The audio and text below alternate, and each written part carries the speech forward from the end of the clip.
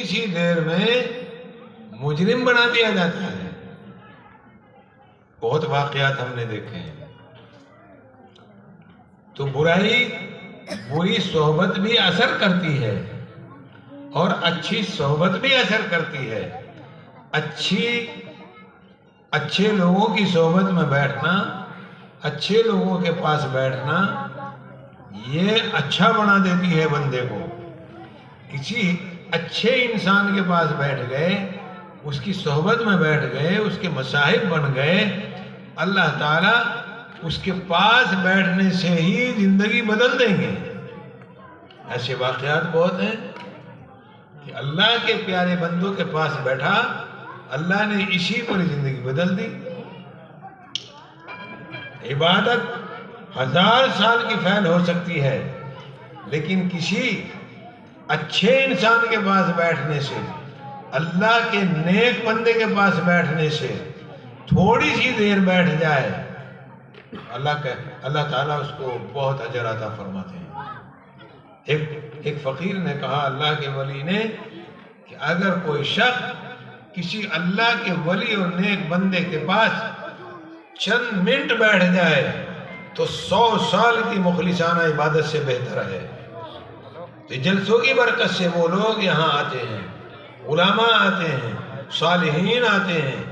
یہ مدرسہ ہے، یہاں پڑھنا پڑھانا ہوتا ہے، یہاں وہ علم سکھایا جاتا ہے کہ جس علم سے اللہ کا خوف حاصل ہوتا ہے، اللہ کا ڈر پیدا ہوتا ہے. علم دنیا میں بہت ہے، دنیا کمانے کا علم بھی ہے، یعنی روزگاری کا علم ہے. اگر ایم اے کریں گے، بی اے کریں گے، کوئی بھی ڈگری حاصل کریں گے، اس ڈگری کے بعد جو ملازمت ملے گی تو اس میں تنخواہ ملے گی موٹی. تو یہ کیا ہوا؟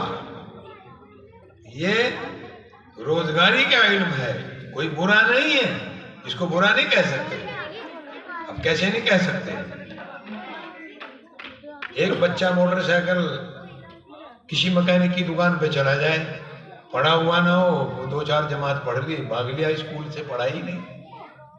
5 جماعت پڑھ گئے، چاٹ ہو گیا، پڑھائی نہیں. گھر والوں نے سوچا بھی کام ہی سکھا دیں اس کو، کسی مکینک کے پاس چھوڑ دیا. اس مکینک نے اس کو تھوڑے دن اس پہ سے قابلیں کھلوائے، پھر قابلیں جوڑنے سکھائے، پھر اسے موٹر سائیکل کھولنے سکھائی، پھر جوڑنے بھی سکھائی. 5-10 سال میں جا کے وہ مستری بن گئے. اب مستری تو ہو گیا لیکن پڑھا ہوا نہیں ہے، ڈگری نہیں ہے، انجینئر نہیں ہے موٹر سائیکل کا. اس نے اس کے لیے اسکول سے یا اس کے ITI سے، جہاں یہ بنتی ہیں، جہاں اس کا علم سکھایا جاتا ہے، وہاں اس کی کوئی کام ہی نہیں سیکھا. تو اسے کہیں سرکاری نوکری مل جائے گی؟ بھائی نہیں ملنے کی. وہ بھی کوئی دکان ہی کھول لے گا بیچارہ کہیں موٹر سائیکل کی، لیکن سرکار میں اس کا کوئی کسی ادارے میں پوچھنے والا نہیں. علم یہ بھی ضروری ہے. اگر یہی بچہ یہ علم حاصل کرتا انجینئرنگ کا یا موٹر بنانے کا یا جہاز بنانے کا یا جو بھی بنانے کا علم حاصل کرتا، تو پھر وہ بڑی کمپنیوں میں جاتا، 2-4 لاکھ 5 لاکھ روپے حاصل کرتا مہینے کے. بہرحال جو علم ہم پڑھ رہے ہیں اسکولوں میں، یہ غیر ضروری نہیں ہے، یہ بھی ہمارے لیے ضروری ہے. لیکن یہ جو علم یہاں پڑھایا جاتا ہے، ساتھ ساتھ اسکول میں پڑھائی کے ساتھ یہ بھی پڑھایا جاتا ہے، مدرسے میں وہ بھی پڑھایا جاتا ہے، معیشت کا علم، روزگاری کا علم یہ بھی پڑھایا جاتا ہے. دوسرا روحانی علم کہ جس کے ذریعے سے ہم اللہ کے پیارے بن جائیں گے، جس کے ذریعے سے ہم اللہ تعالیٰ کا خوف حاصل کریں گے، جس کے ذریعے سے ہم متقی انسان بنیں گے، جس کے ذریعے سے ہم گناہ چھوڑ دیں گے. جب تک ہمارے پاس یہ شریعت کا علم نہیں، ہمیں معلوم ہی نہیں ہے کہ شریعت ہمیں زندگی گزارنے کا طریقہ کیا بتاتی ہے. شریعت کا علم پوری زندگی کا نظام ہے. آپ دنیا کے کسی کونے میں، کسی بھی آسمان میں، کسی زمین میں چلے جائیں، لیکن شریعت کے دائرے میں رہیں تو اللہ کے پیارے بن جاؤ گے. اللہ تعالیٰ کا قرآن، اللہ کے پیارے نبی، پیارے حبیب محمد صلی اللہ علیہ وسلم منع نہیں کرتے. اللہ منع نہیں کرتا کہ تم علم. اب مال کماتے ہیں جائز راستے سے، لیکن خرچ کر دیتے ہیں ناجائز راستے میں، تو اس پہ ہی پکڑ ہوگی.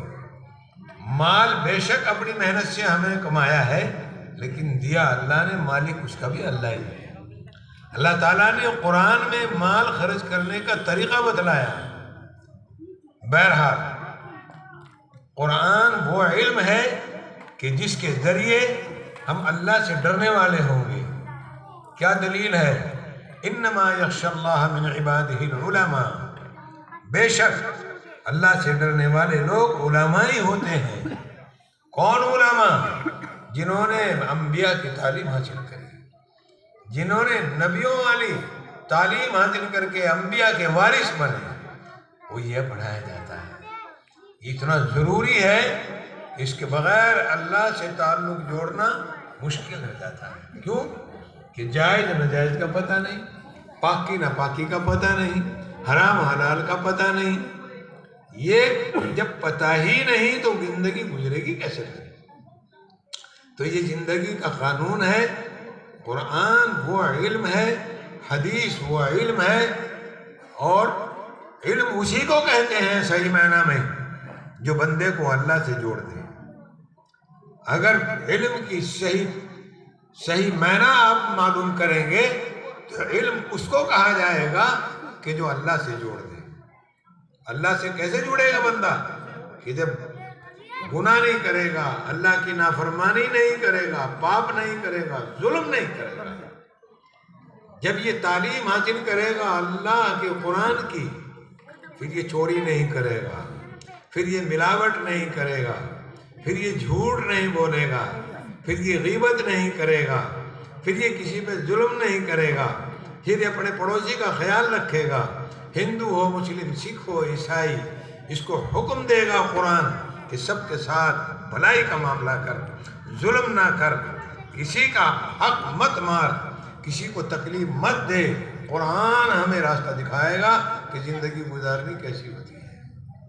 اگر یہی نہیں ہے تو چاہے آپ کتنے بڑے عہدیدار ہوں، انسانیت ختم ہو جائے گی، اور پھر اس کے اندر خیانت آئے گی.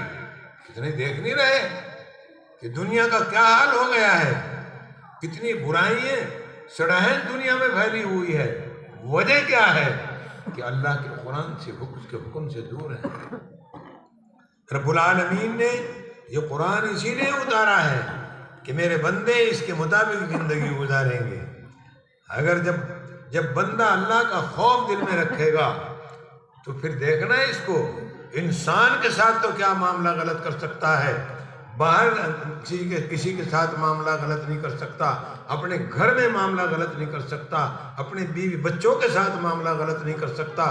یہ گھر کے اندر بھی انسان بن کے رہے گا، باہر بھی انسان بنے گا، کھیتی میں بھی انسان بنے گا، کاروبار میں بھی انسان بنے گا، تجارت میں بھی انسانیت ہوگی. اس کے سارے کاموں میں رہنمائی ہوگی کہ کیسے مجھے چلنا ہے، اللہ کیسے راضی ہے.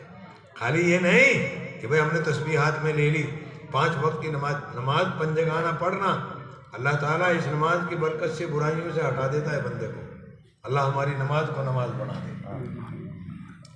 اگر خوف خدا آ جائے تو خوف خدا آ گیا تو زندگی آسان ہو گئی. اللہ کے ولی جو علم دین پر عمل کرتے تھے ان کے اندر کیسا خوف تھا. اگر آپ ایسے لوگوں کے واقعات پڑھیں گے تو آپ یہ دیکھیں گے ہم کہاں وہ کہاں. ہمارے حضرت جنید بغدادی رحمۃ اللہ علیہ ہمارے سلسلے کے بہت بڑے پائے کے ولی گزرے ہیں، بغداد میں ہوئے ہیں. ان کی پوری زندگی پڑھو گے تو حیرانی ہوگی. ایک بار وہ چلے جا رہے تھے، ان کے ساتھ ان کے مریدین بھی تھے. اچھی طرح سمجھ لیں، ہم جب بن جائیں گے تو ہمارے اندر کتنا رحم آئے گا. کیسا بندہ تھا. راستے میں ایک کتا سو رہا تھا پڑا ہوا. سو ہی جاتے ہیں بیچارے, رات کو تو جاگتے ہیں کتے. رات کو ساری رات کتا نہیں سوتا. کتے میں 10 خصلتیں ایسی ہیں کہ اگر کسی بندے میں وہ آ جائیں تو ہمیں اڑنا لگے, لیکن ایک خصلت نے اس پہ ساری اچھائی کو پانی پھیر دیا. کیا فرمایا؟ ایک ہی اس کی بری خصلت ہے کہ 10 اچھی خصلتوں کو تباہ کر دیا.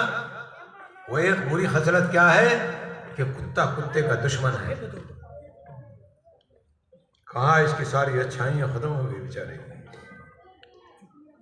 حضرت جنید بغدادی اپنے سفر پہ تھے, چل رہے تھے, راستے میں کتا پڑا مل گیا, وہ سو رہا تھا. ایک مرید نے اس کو اٹھا دیا, راستے میں سے اٹھا ہی دیتے ہیں, اڑ جا. جب اللہ کا بندہ اللہ کا ہوتا ہے اور اس کا دل اللہ کے نور سے منور ہوتا ہے تو اس کا دل کتنا نرم ہوتا ہے. کیا کہتے ہیں جنید بغدادی؟ افسوس افسوس, تم نے کتے کو کیوں اٹھایا؟ کہ جی یہ راستے میں پڑا تھا, ہمیں راستہ بدل لینا چاہیے تھا, اس کی نیند تم نے خراب کر دی, ہمیں بہت تکلیف ہوئی. یہ ہیں ولی اللہ, یہ ہیں اللہ کے دوست, جو ایک کتے میں بھی یوں رحم کھاتے ہیں کہ اس کی نیند خراب کر دی, مجھے بڑا دکھ ہوا. ہم اپنا راستہ بدل لیتے, کہیں اور چلے جاتے, کسی اور راستے سے چلے جاتے, اس کو نہیں اٹھانا چاہیے تھا, یہ بہت کم سوتا ہے, تھوڑی اپنی نیند پوری کر رہا تھا. ہم تو لات مار دیں کتے کے, اگر بڑا ہو دور سے چل پیر مارتے ہیں. کسی ولی اللہ کو نہیں دیکھنا کسی پیر سے کسی کو ٹھوک کر مارتا ہو. بھی یہ فرق ہے. یہ قرآن یہی سکھاتا ہے کہ انسان بنو, عقل مند بنو, سمجھدار بنو, سمجھو خدا کی مخلوق کے ساتھ کیا معاملہ کرنا ہے. جنید بغدادی ایک مرتبہ 2 مہینے کے سفر پر تھے. اس زمانے میں 1200 ساڑھے 1200 سال پہلے کیا سواریاں تھیں. آج کل تو کاریں ہیں, موٹر سائیکلیں ہیں, جہاز ہیں, ریل گاڑیاں ہیں نا. کیوں بھائی؟ اب تو بڑی آسانیاں ہیں. اس زمانے میں تو پیدل اور گھوڑے یا اونٹ تھے.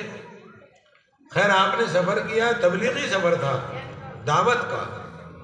2 مہینے چل کر جس علاقے میں گئے, جس ملک میں گئے, وہاں سے کوئی جڑی بوٹیاں لے لی آپ نے. ان جڑی بوٹیوں کو آپ نے کپڑے میں باندھ لیا. ذرا دھیان سے سنیں, ہم اٹھ رہے ہیں بس اب, اور مولانا کے نمبر لگائیں گے انشاءاللہ. اور ان کے ہوتے ہوئے مجھے بولنا بھی نہیں چاہیے. یہ ماشاءاللہ بہت بہتر واعظ فرماتے ہیں, آپ کو سیر کر دیں گے, اور جو کچھ یہ بتلائیں گے دل کے کانوں سے سننا. اللہ مجھے آپ کو عمل کی توفیق بخشے. تو ہم کیا عرض کر رہے تھے کہ 2 مہینے کا سفر, میں ایک ہی مثال دے رہا ہوں. جب اللہ کا بندہ قرآن کو پڑھ کر عمل کرتا ہے تو کیا بن جاتا ہے. 2 مہینے ایک طرف کا سفر تھا, اور وہاں پر تھوڑے دن قیام کیا آپ نے, دعوت و تبلیغ کا کام کیا. اس کے بعد وہاں جو سامان لے آیا تھا, جڑی بوٹیاں لی تھی, وہ اٹھا کے چل دی. 2 مہینے سفر واپسی ہوئی. جب اپنے گھر آئے تو گھر آ کر دیکھا, سامان جو کھولا اس میں سے کیڑیاں نکل آئی, کیڑیاں چھوٹی چھوٹی. وہ اس سامان میں جڑی بوٹیوں کو کھا رہی تھی. جڑی بوٹیوں کے بارے میں غم نہیں ہوا جنید کو, بغدادی کو نہیں ہوا کہ میری جڑیاں کھا لی. ہم ہیں نا, ہم کیا کرتے ہیں, انہیں بھی مارتے اور اسے پھینکتے, تھوڑا ناس ہوتا. لیکن جنید بغدادی کا دل بنا ہوا تھا, اللہ کے نور سے منور تھا, رحم تھا دل میں. ایک دم ہم گئے اور سر پکڑ لیا, کہا میں نے تو بڑا ظلم کر دیا ہے.